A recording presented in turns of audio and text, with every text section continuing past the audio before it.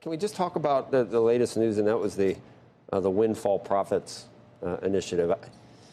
You need 60 senators, wouldn't you, to do that? Was it a serious proposal? No, it's not a serious proposal. It's just Joe Biden trying to salvage a little bit before the election because the American people are so worried about gas prices. But I write about this in Only the Strong and the plot to sabotage American power. So much of the progressive left is ambivalent about America, certainly about our history, and therefore they're openly hostile to the sources of our power, to include American energy, which literally powers our economy. You know, when your lights go off, you say the power is out.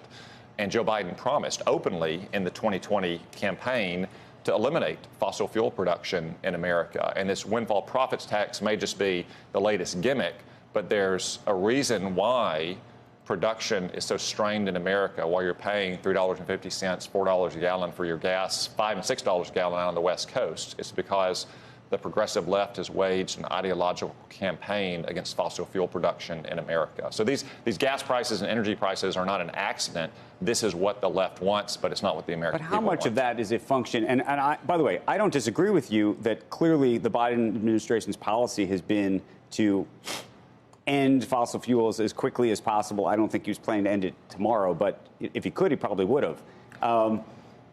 The question is, how much of this is a function of what's happening in Ukraine, what's happening in Europe, what you think is flowing over here, what you think in terms of, I'm not arguing for a profits windfall tax, but you look at some of the profits that these oil companies are making, you look at what the refiners are doing. There's a lot of component parts to this. Most of it is the result of bad policy choices by liberal Democrats. Sure, what happens in global markets or what happens in Ukraine has some effect. But Democrats have been waging this war on American energy for a long time. Remember, Barack Obama said that he wanted to bankrupt coal companies and that if he could pass his energy plans, your electricity bills would necessarily go up. You talk about profits of oil companies. Well, the simplest way to get oil companies' profits down is get the price of oil down. And the way to do that is produce more oil or refineries. The reason that we have a challenge with refineries is we haven't built new refineries in a long time. You have refineries that are having supply constraints. Say again? Are you an advocate of clean tech at all? And how do you actually get to that? Do you, advocate the transition? The question is how you do the transition, no? No, we're not going to. You think there's no transition even needed? No, we're not going to transition away from oil and gas and coal and nuclear power, which would be a bigger part of the mix. I mean, ever? No, we can never get entirely off those sources of energy.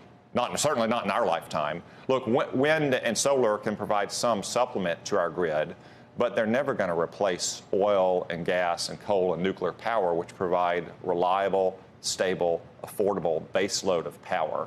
I mean, on a lot of times the sun doesn't shine, or at nighttime, or the wind doesn't blow, or snow covers your solar panels. I mean, I thought a good kind of a parody almost of the progressive left's energy policy that I write about in Only the Strong was a couple months ago when California 1 week passed a law mandating that gasoline-powered vehicles be eliminated, and then the next week they said don't charge your electric vehicles between the hours of 4 and 9 o'clock. I mean, most of these because of strains on the grid. Yeah, I mean, these people couldn't change a light bulb or a tire, much less redesign an entire electrical grid. I saw, I didn't look at the source and I didn't confirm, but I saw that you need 60,000 miles on an electric vehicle. You need to get the 60,000 before your carbon is less than you would have had on a gas. Yeah, I mean, a lot once you get to 60 and above that, then it's lower. Look, are we debating whether? Do you believe in climate change? I think he does. Sure. What did I just? I'm not talking. I didn't say one thing about that, Andrew. Do you want to start something? No, all I said was, if it takes 60,000 miles to get to where you're benefiting the carbon footprint, just know that you need 65,000, 70. The first 60,000 miles, a gas-powered vehicle is just as clean or cleaner. That's so the climate is always changing, and the best evidence suggests that it's been warming up some over the last 200 to 250 years, which is to say during the period in which human productivity and quality of life has increased exponentially. And the reason it has is the development of coal and turbines in the 18th century, oil and gas in the 19th century, the nuclear power in the 20th century. But continued production of fossil fuels here in America, where we produce it much more cleanly than they do anywhere else in the world, and the innovation and the productivity growth we get from that is the best way to address any challenges from a changing climate. That's what I write about in Only the Strong. Look, I mean, quality of life and living standards for our founders and Jesus' disciples were not all that different. And the reason they weren't all that different is because energy sources hadn't changed. It's only in the last 200 years that you've had normal working citizens be able to enjoy the benefits of widely shared prosperity.